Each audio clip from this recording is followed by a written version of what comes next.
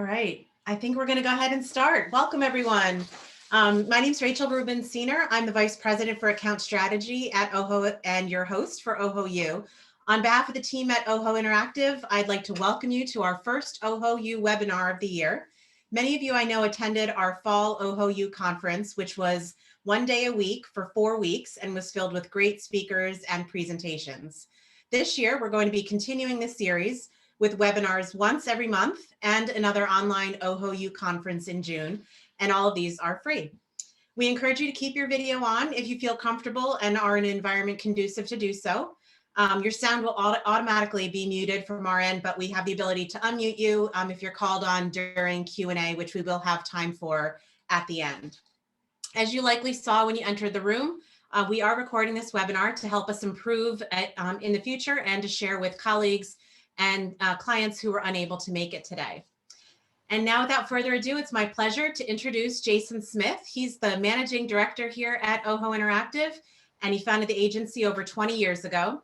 With a background in design, television, and advertising, and toss in an English degree, Jason is our fearless leader in strategy, branding, and marketing, collaborating with our clients to understand their business objectives and define solutions. His presentation today is called Herding Cats, a practical primer on leading a successful website redesign. Jason, I'm turning it over to you. Great, thank you. Good afternoon, everyone. Let me just share my screen here and get going. Great, good afternoon. Glad to be here and looking forward to talking through this topic, which just comes from a wide range of experience that I've had over the last 20 years, as Rachel said, kind of helping folks with website redesign and specifically in higher education and getting folks aligned and ready. And so we really want to help you think through this process and give you a lot of tools that you can use in your school. So I think a little bit of like, why is this important and what's the pressure and what's up with the title about herding cats? I think the main reason is, there's kind of three things that happen when we do a website redesign. Is one, it's a really important tool for prospective students. So 85% of prospective students tell us that they come through the website and use that as their main research tool. So it's critical for us to use from a marketing perspective to recruit the next classes. Two, along with rebranding, a website is the biggest project a marketing team can undertake. It's really visible. Everyone on campus is engaged with that process. It's a large financial investment, and it's critical to the business. So I think there's a lot of pressure around that as we get through. And third, I think the website is really something that everyone on campus feels that they own. So people will talk about the kind of homepage as the front door. I think that a website is really lots of doors, and everyone feels like their front door is the most important. And so really getting everybody on the same page around that process is important in getting their needs met and aligned is really what makes the project challenging, as well as a good undertaking for us all to take on. So with these three kind of main perspectives, like I think really what I want to do today is kind of help you succeed by one, just laying out like, hey, here's kind of the full process that really what that looks like. So if you're over the next year or two thinking about doing a website redesign, I think this process will help you, this presentation will help you think about that whole process. Two, I think it'll help you know how to set expectations with your community. So all the different stakeholders around from your web team or your marketing team or the folks you're working with to the larger stakeholder community of all of those folks that feel like the website is their front door. And then giving you a bunch of kind of tips that you could use on your own to just get started. So these are some activities we might use during our discovery. Some are questions that we frequently get during either the sales process or from our clients when we're starting them about how to manage the teams. And so I've included a bunch of just, here's things that you can do, strategies we've used in the past to really help you be successful, help you get started now with your team, doing some pre-work, thinking about how you're going to split up that work between an agency or an internal group if you're going to do it that way, and how you can make the best use of the team that you have in front of you. There's two kind of main categories and sort of parts of this presentation that I'll be talking about. One is the people aspect, which is who's on your team and what does that look like? So I have some data around what web teams look like across the industry. Two is your audience. Who are the people that we're trying to reach out to, and how are they different? And how do we think about the website meeting different needs for lots of different audiences? And the third is the stakeholders. So how do we manage all of those different folks across the university? What do they care about? How do we engage them? How do we make sure they feel listened to? And how do we accommodate all those different needs? So the people, that's our first group. And the second group is really the work. So really, what is the scope of work? When we talk about kind of a website redesign, what does that really entail? How long does this project really take? And how does that break down? And what kind of levers do we have that can make that project go slower or faster? And let's talk about content, because content is the thing that people know is really important and know that they need to get a head start on, but is also really challenging to engage with. And that's from everything from auditing it to writing it to moving it to the new website. And so we'll talk through what that can look like. So before we dive into either of those two, I think it's really important to figure out how do we kind of move things forward and how do we drive this project forward? And I talk about sort of starting with the why. How do we kind of keep ourselves from just running in circles? And so I think it's really important to step back and say, why are we doing this project? I think usually people will feel like, our website's ugly or it's old, it's been outdated. I want it to be better, and they kind of stop there.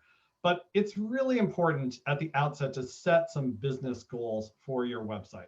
And the reason why it's important is because if you don't set those goals, then every voice is the same. So unless you're saying we're investing in this website to achieve these things, then everybody's opinion, unless you have that kind of cleared out, everybody's opinion is equal. And so all choices and all decisions are equal. And so the business goals really help you kind of focus in and align on what the prioritized audiences are, what you want to get out of the website investment, and how you're going to kind of continue to use this as a tool to grow your business. So let's take a look. Some business goals, we read about a lot of RFPs. I actually copied these all from just RFPs that we've gotten from folks about some business goals that people have defined. So make a website responsive, implement a new CMS, create new templates, increase site traffic, make the site accessible. So these are all really some great activities. Unfortunately, none of these are actually business goals. These are just tactics or nice to haves or things that need to happen from an operational perspective. So I'm not saying they're not important, they're just not an actual business goal. And so I want to step back and say, when you're thinking about a business goal, you have to tie the activity that you're doing to one of these three pieces, which is how are we making money, how are we saving money, and how will we raise the brand awareness. So this is really the kind of the outcomes that you're really looking for. So a great activity that we have that we'll take folks through, and you can use this with your teams as you're getting started to kind of really help refine the piece, as opposed to everyone saying like, hey, we just need a new CMS and we need to update the design. I think walking through this exercise. So our goal is to make money, save money, or increase our brand by some sort of measurement, number of students, percent to increase, number of dollars, so that you have some sort of business impact. So thinking through kind of each of the activities that you're trying to do and just filling out this formula. So our goal is to make money by X amount so that we can continue to advance our institution, or so that we can grow our international program. So let's take a look at a couple examples of what these might be. One for making money, one for saving money, and one for increasing brand. So the first one, how do we increase money? So our business goal is to increase international enrollments by 15% in the next 3 years so that we can increase revenue. So we've got what our goal is, a measurement for that goal, and a business outcome, increased revenue. Second one, we want to decrease the basic information phone calls by 50% year over year so that the admissions team is more effective. And basic information phone calls, this is, I would say, frequently something that comes up on our projects like, hey, people call us to ask, when are the campus tours, or what's the admissions deadline, or have you gotten all my materials? So if we could decrease those calls by some measurement, 50%, then our admissions team is more freed up to have better conversations, which we think will lead to more students coming in. Or we want to increase our brand prestige by 20% by doing some surveys before and after, so that we're the preferred choice in our region. So this is a brand business goal that way. So you can see how these things begin to kind of focus and change the conversation. And as you're going through the project, if you've defined good business goals like this, you're able to really kind of throw kind of all the choices that you have kind of against these things and saying, hey, is what we're doing here really leading to, helping increase international enrollments? Is this really going to push it? It helps you be more critical as you're asking those questions, and also helps you kind of make good investments as you're going forward. So starting with the why, starting with business goals is a really great way to get going. So how can you start defining those? I would say looking at your strategic plan, talk to your CFO or your president, talk to admissions and tie your efforts to whatever they're reporting on. And then look at some of the forms on your website. Oh, you can't your most of those increasing roles, increasing donations, and frequently looking at board reports, like what your organization is reporting to your board, is typically the areas that we're seeing. That's where there's reporting and metrics that are coming up. One area that we talk about is, frequently schools will say to us, when we have a conversation with admissions, this is a kind of an admissions example. Hey, if we can get people to campus, our rate of matriculation will increase as we're going through.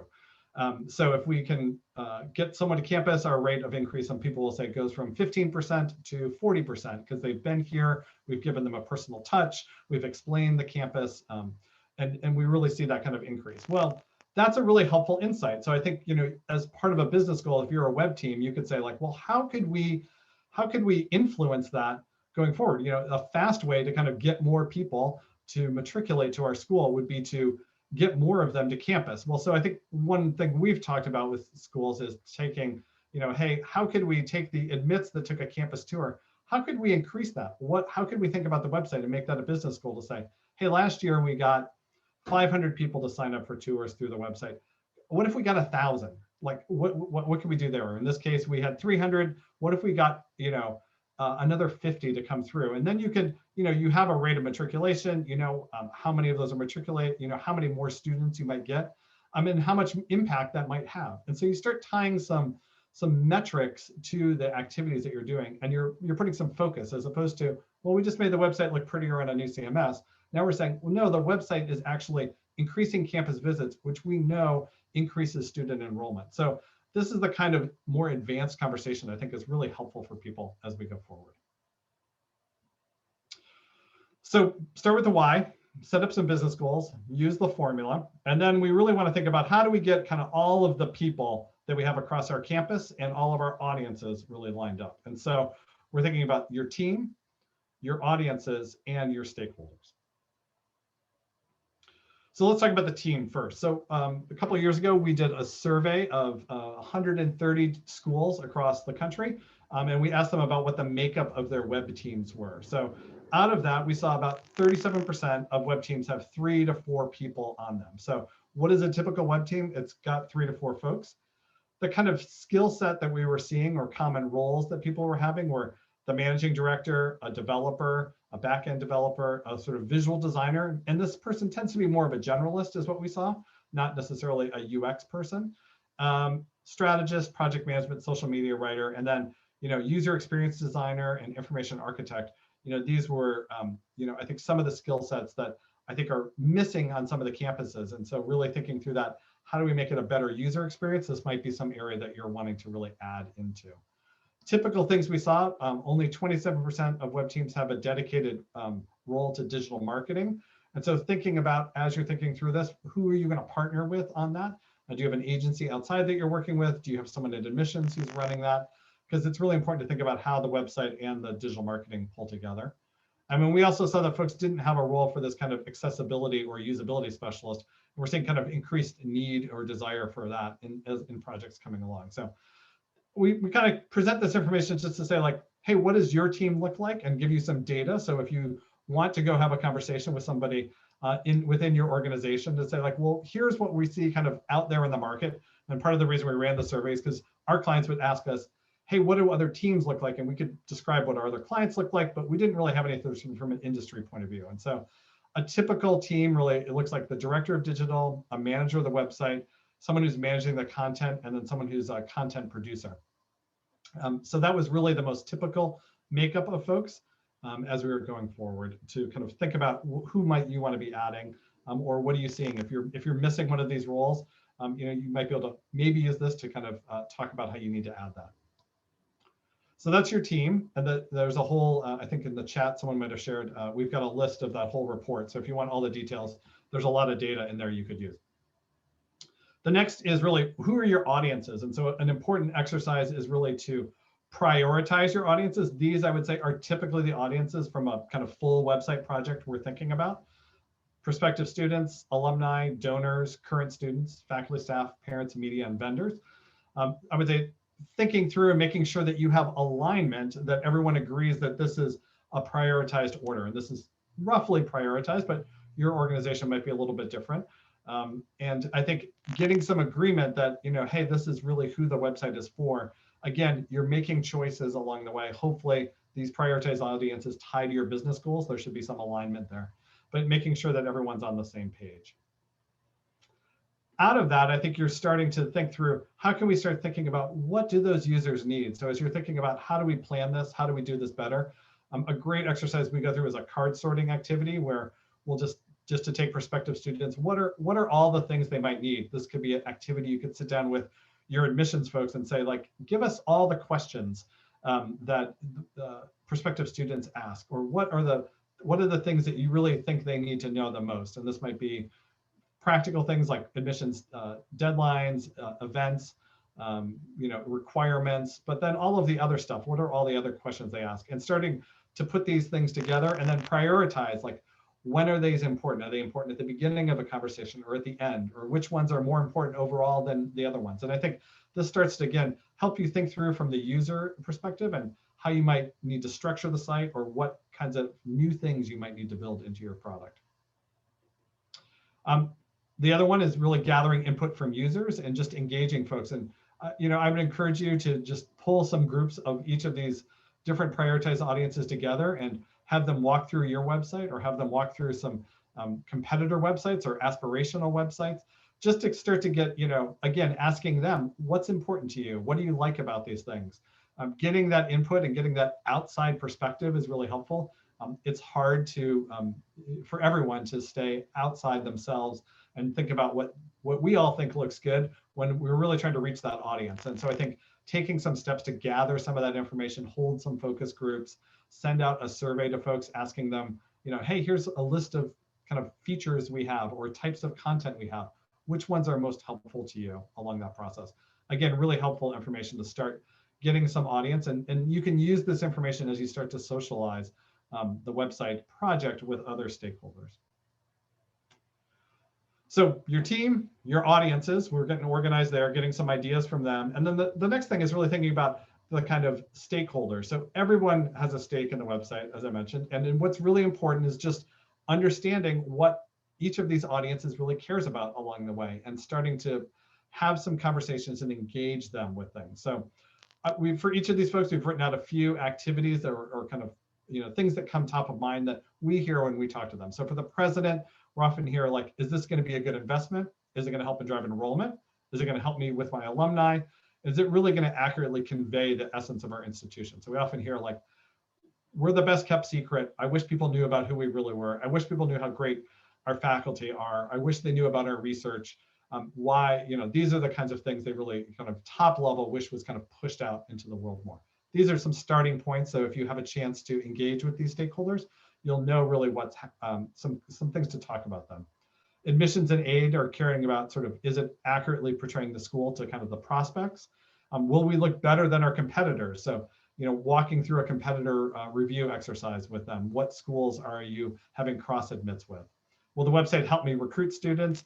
And they care a lot about, how is this going to integrate with my CRM? Is it going to hook into Slate or Salesforce or Banner, whatever you're using along the way? Thinking about those needs and starting to unpack a little of that. From the faculty side, will this website excite prospects from a student perspective? Will it really increase the academic feel? Will the faculty be able to promote themselves? And will the website kind of help with kind of research, helping get grants or bring other things into the organization? From the student life and the career services, a lot of what we see here, and I think what's really important is for these two audiences in particular, is separating The transactional pieces that they care about, which is, are people going to come to my events? Will it help me find relevant information and answers to questions? Can the website have a good calendar system? Those are frequently questions and concerns we hear. I think what's really important is thinking about these groups work with current students, but we also want to have a kind of marketing story that we're telling. So it's important to get people to the career service events that they have on campus, and how are we communicating to the current students? But we want to tell a story to prospects that's not that sort of nitty gritty. We want to talk about overall, what's our approach to career services? And so one area you might want to think about is, how do you pull that, the kind of what I think about the kind of marketing story about career services with the transactional current student experience with those two. And sometimes those two get pushed together. And so thinking about how you thinking how we, what's the tools do we have, will it work with the donation platform, and can highlight events, the offers, and the services that we provide to alumni. For athletics, I will say in 20 years of doing this, we have never, ever, ever designed an athletic site. So that is usually left over in its own platform.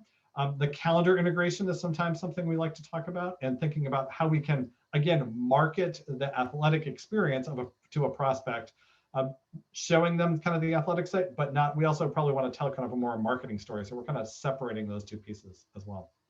And then information technology, thinking about what responsibilities IT will have for maintaining the site. Sometimes schools are going through a transition where IT has had more influence and marketing might be taking that over.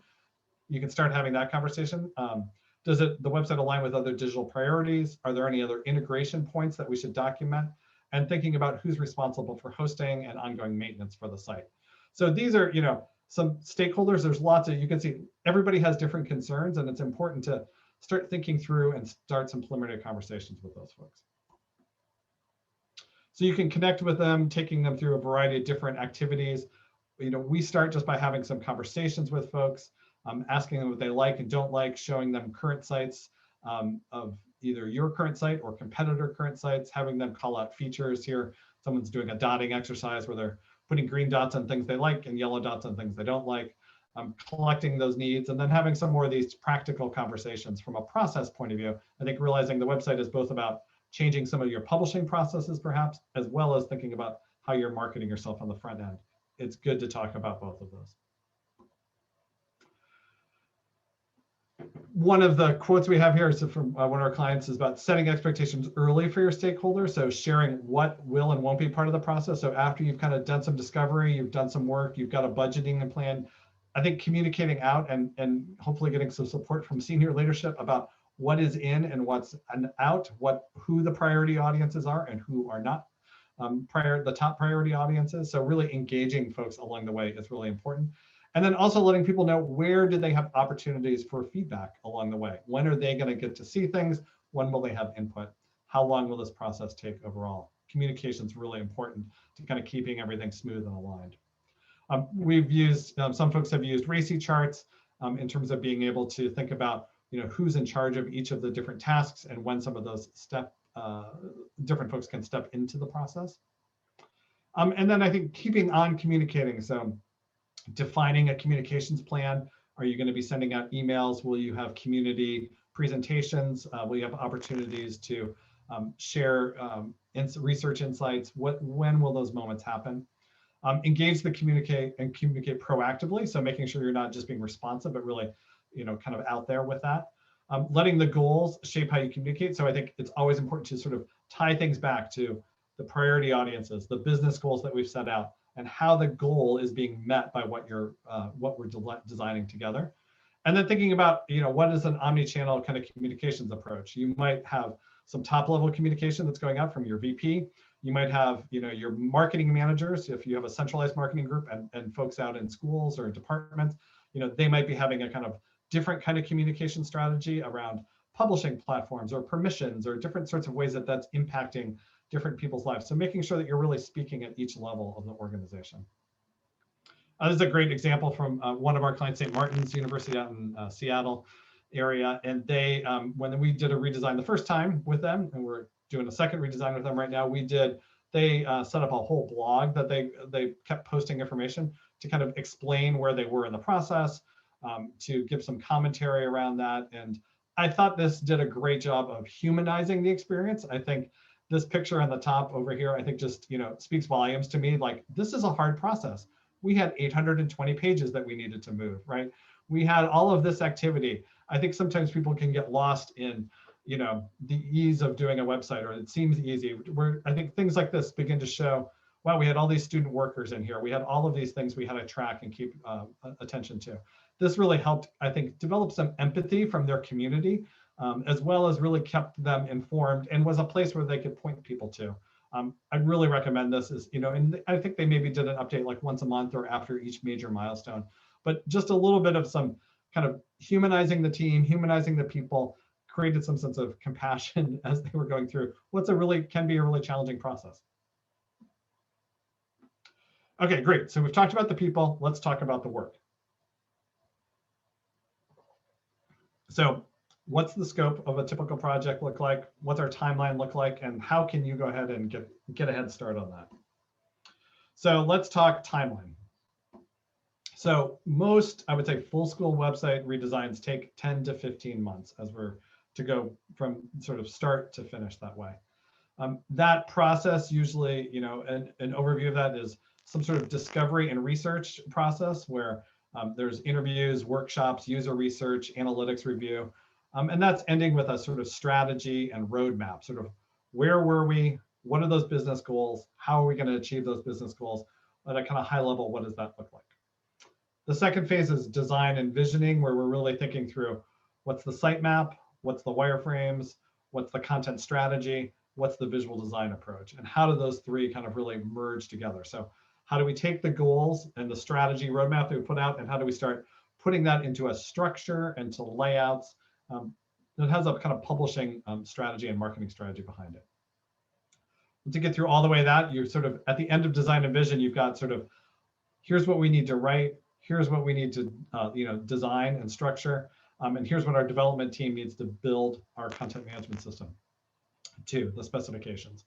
And really, when you head into production, you're kind of in this parallel path where content writing is happening, design is finishing out, and the development process is happening.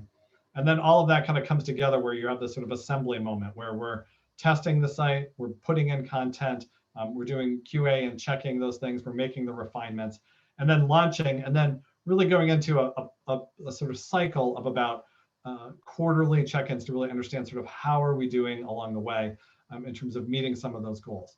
I'd say one other thing that really happens here usually the first 3 months is like, there's kind of like, after you launch, there's kind of this curve. And I would say things you should be prepared for. Lots of feedback about people who are confused because you moved their cheese during the process. So you might get a lot of feedback, and you want to think about how are we going to triage all those, all that feedback that comes from the whole community about stuff. Most people will be really happy, but you'll get some naysayers. So we want to think about how to do that. Usually, as I said, there's about 3 months where it's kind of busy. You're trying to still kind of tie up loose ends, finish up things, and then you kind of get into a maintenance mode after that. And so you can kind of get into a kind of more regular cycle of monitoring that process as you go through. People ask sort of, how much time will I need to dedicate? So this is kind of looking at from a kind of internal perspective. I would say, like, this is when we're working with a client, like, what does the kind of effort level look like? And this is be like your web director, your content lead, your development lead, your writers, and folks who are helping to migrate. So this would be like the internal team at a school. I would say, at the beginning and during the discovery phase, we're probably looking at, about 40%. You're really the activities here are meetings, scheduling, making sure that, you're getting all the material together to kind of, we as the agency are pulling ideas together. And during the design phase, there's a lot of reviewing deliverables. We're providing wireframes if we're doing that, or if your team's doing that, you're probably having more meetings where you're kind of looking at stuff together, thinking about it, collecting feedback, going back and forth, having a kind of iterative process. So you're having, 1 or 2 meetings a week in addition to kind of status meetings. Once you move into that content or production phase, you can see things are really starting to kind of ramp up in terms of the amount of effort that you're talking about. And there's a lot of back and forth. Your team will be taking, doing a lot of work on the project management side. So the ramp, and I would say, that's a good, 3 to 6 month period in there as well too. So this just give you a breakdown of like how to plan out. I would say, there's a blog post where we wrote this. I would say I loved what one of our clients did.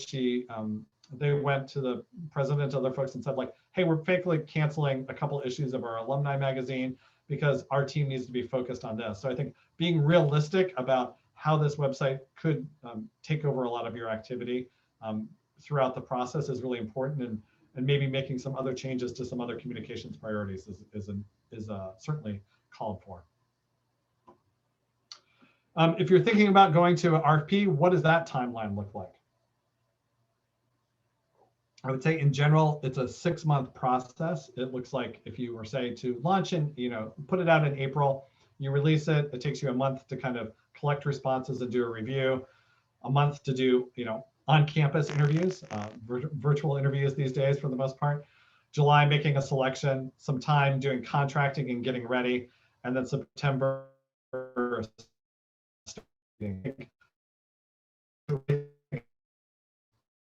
becomes a 4-week zone where it's really hard to get a lot of traction. August, again, I'm out of the office. It's hard to get some traction in those areas. And then really in September, waiting until after classes start. Again, with the kind of ramp, those first, last week in August, a couple of first weeks in September are really challenging. So just to say like, hey, if you're thinking about a process and you're thinking about an RFP, I would be wary of these things. It always feels like you can move faster. Things tend to slow down in these points.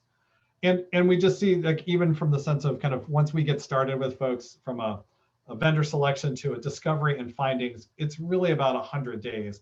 And just it takes about 60 days to get through contracting, even when you feel like you need to go quickly. But generally, there's a kind of a variety of different things that have to happen through that process, from the kind of verbal to converting the scope to it going off to the procurement folks or the contracting folks. And then bringing people kind of onto campus, getting people's scheduling is often a challenge for that process. But just, I think if you're kind of setting expectations, again, it's important to set those, 6 months for that RFP, 10 to 15 months for the project overall, and 100 days from the time we pick someone who we want to work with to the time we're going to have some sort of strategy roadmap. Or those are some good parameters to kind of lay out for folks.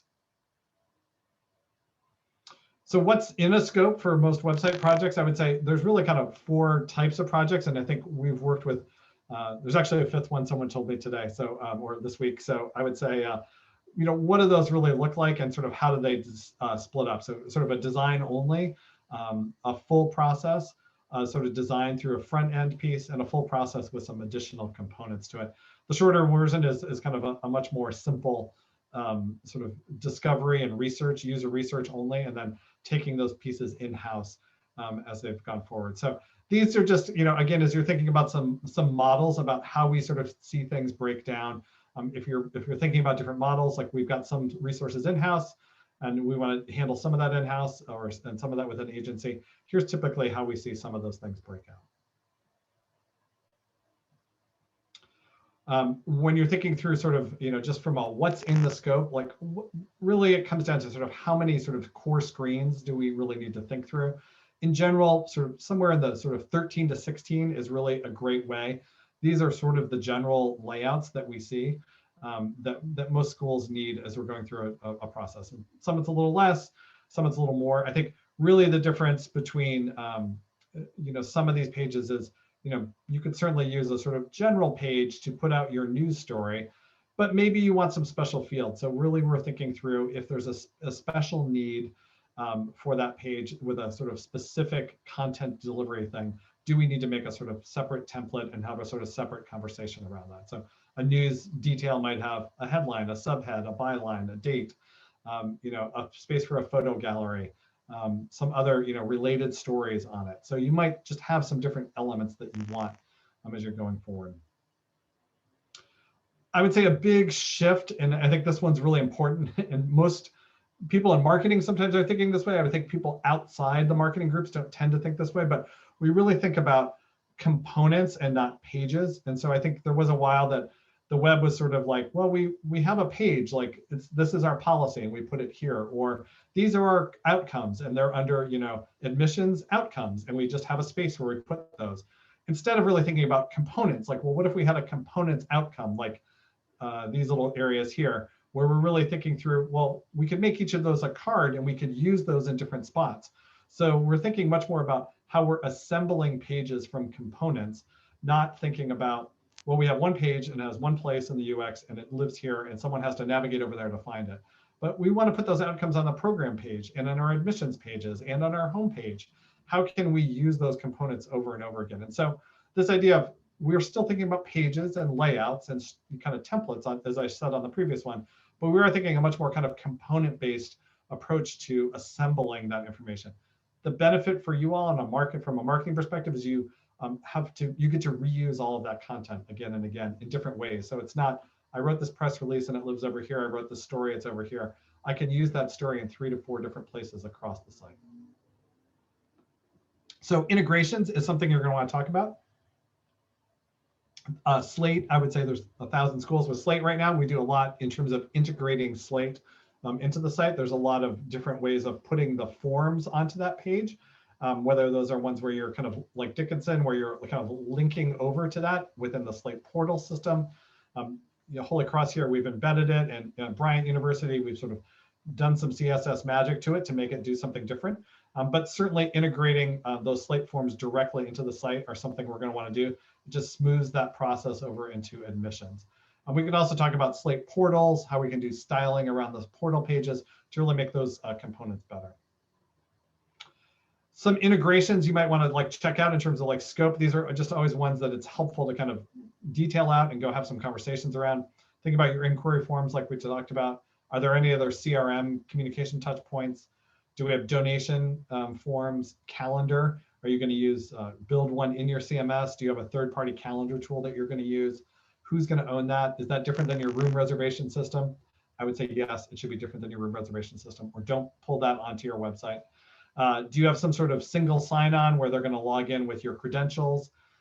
Content integrations from other tools. Do you have courses or other information that you want to pull into your website? Do you have a course catalog that you want to integrate in some way?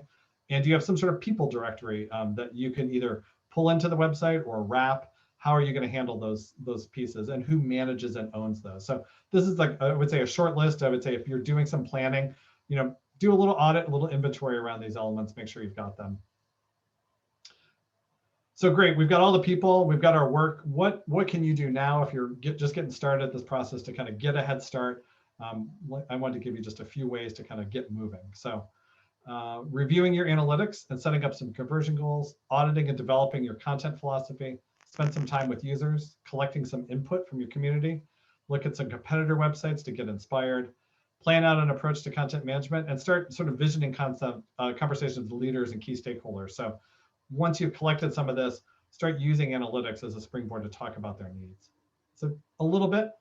Conversion analytics, I would say most schools are using Google Analytics at some level, setting up some conversion goals to start measuring some impact. So this could be, you basically track how many people filled out this form, how many people clicked on the apply button, how many people did some sort of business-oriented action. So you can, again, start measuring that stuff. If we're going to set a business goal to say, we want to increase campus visits, well, we need to know how many campus visits do we have right now? How many can we tell came from the website? You can use Google Analytics and conversion goals to do that. It's a great activity. It gets you out of bounce rate. I would say one caution I have is when you redesign your site, your kind of baseline metrics around bounce rate, time on site, page views is going to go wonky. You really need to re-benchmark that afterwards. We frankly see time on site actually go down. And that's usually because the site is better designed and structured. People are actually finding the information that they want. They're not getting lost and clicking through lots of pages, or we've designed something that's more efficient. And there's just not as many clicks or page views that people need to look at. So conversion goals, though, are something you can say, the website was doing this before. After we designed it, we saw this, and that's a real business goal we had an impact on. Your content philosophy. So really getting an audit and a scan of your site. There's a tool called Screaming Frog, which is funny name, but you can scan your whole website and really just get a read of like, oh my gosh, what is the content that we have on our site? Figuring out some of the broad categories, like, okay, how much is this programs? Okay, 1,000 of these pages are just news articles, and these are old events, and right, so you can really get a sense of how big the kind of problem is. Start discussion about like, how do we want to manage some of these? Do we want to change how we're writing news stories? Are we still using kind of a press release style? Do we want those to be more of a evergreen web story that we could use on social media more? Having some of those kinds of conversations. Think about governance issues that you're having. Are there challenges you're having with like who owns content? Do you want to change that? And then getting a sense of the number of templates you might need, because you can kind of look at what's on the site and how you might want to adapt that. I already mentioned a little bit about spending some time with users, giving prospective students, just getting a bunch of them together, buy some pizza if you can, or get them on Zoom as you might need to these days. Give them a 10-second test, show them an aspirational website, and then ask for their impression. So just show it to them for 10 seconds, hide it again, and then say like, what stood out to you? What did you like? What did you resonate with? This can be a great activity. Collecting information from the stakeholders, you can frame the conversation and say like, we want to really learn about some of your business goals, your challenges, what you're trying to achieve on the web. We don't tend to ask about features as much as we ask about your communication or business goals. So what are you trying to do? Not, do you want video on your site or not? Like they might say like, we wish we could publish more video because we're but our communication is to connect with more of our users. We don't feel like we're staying up to date, or we're having to use social media to do all that. We wish we could build that into the website. So start having some conversations. As I mentioned, getting inspired, looking at competitor websites, that's an easy one. Find a list, create a list of what those look like, and use competitors and aspirational ones. And then planning out your approach to content management. How do you want to manage that differently? What's working now? What things do you want to change? Is there anything missing or broken? And thinking about your governance and your publishing workflow. I think getting some thinking around some of this, talking to some colleagues at other schools, talking to peers about how they're approaching that. This goes into a lot of kind of how we want to think about the site overall that way. Great, so that's the end of the kind of presentation. I'll hand it back over to Rachel, see if there's any questions there. Okay, thanks, Jason. That was great. If you guys have been following along in chat, our colleague Eric has been sharing a number of related blog posts. We've also noted that we're going to be sharing this recording and slides sometime early next week. So I'm going to open it up to questions. You can either put your question in chat or use the raise hand feature or wave your hands around and I'll try to see if I can see your video and we'd be happy to answer. We'll start with Beth from Middlesex Community College because she messaged me earlier. She wanted to know, Jason, in the beginning when you were talking about setting goals, do you recommend focusing on just one goal or can you do two? For example, make money and raise awareness? Yeah, I would say you could have a handful of goals. I would say usually we have less than 10, somewhere usually in the 4 to 7 range is a good number. So yeah, you could have multiple business goals that way. But I do think it's really important to kind of have them each be those kind of sort of in that format that I talked about. I think that's really helpful for each of those. Typically getting students, getting a particular segment of student, measuring alumni engagement, right? Thinking about those sorts of components, are typically ones that we're really looking at. Okay, great. Beth was also wondering if there are any CRMs that we do not like working with. I told her that I would ask, but I do think the general guidance is that as long as they have embeddable code and ideally tracking code too, we can work with most. But do you have any other further thoughts on that? Do any CRMs we don't like working with? No, I think we can, these days we can make connection to most of them. I think it's usually how easy, like with Salesforce or Slate, we can actually get a form and put it on the site. And so if you change your Salesforce form, it will actually change on the site and pick up the styling, which is great. We used to have to hard code that and either download a spreadsheet and import it. That's the worst case scenario. I would say a lot of what we see these days are Slate and Salesforce, I would say, are the main 2 CRMs that we work with. We do Banner and Genzabar, and we've done some other stuff, but I would say those 2 come up the most frequently. Okay, great. I have a question that's come in anonymously, wondering if you have any recommendations. If business goals are not clearly defined at your organization, what would you recommend? That's a good question. I would say, I think this is where you can go back to some of the comments I had around like, do you have a strategic, if there's a strategic plan, that's a great place because there's usually, that has some sort of, hey, we want to be someplace different in 3 to 5 years or So what does that look like? I would say getting a handle on some of those, any reporting that's going to the board or minutes from that. I think those things are helpful because people are reporting results, right? So that pretty clearly says, here's what we're trying to do as we're going forward. And, falling back, I would say we're always trying to raise more money from folks, and we're always trying to get more students, right? So I would say those are two kind of pretty clear business goals that we're, those are the main ways an institution is making money, aside from bringing grant money, which can be a goal at some schools that way. So I'd say those are always important ones, I think, to start at. So I think go find your buddy in admissions or your folks over in advancement and see, like, let's talk to you. Like, what are you doing? What are you trying to achieve? What are your goals and metrics? Because they certainly have them. So. Okay, great. Brian wants to know, what do you find are the biggest areas of scope creep within redesign projects?